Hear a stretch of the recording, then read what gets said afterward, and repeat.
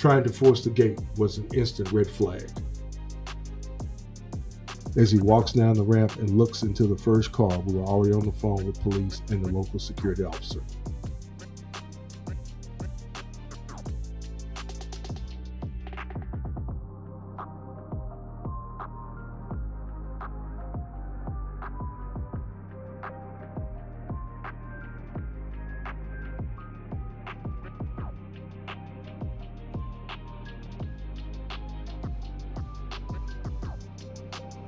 As we were walking him through the route the suspect took, the police arrived. They told the on-site officer that they had caught an individual matching the description at the top of the emergency stairwell on their way in. This is just one more thief off the streets and another catch by Stop It Live.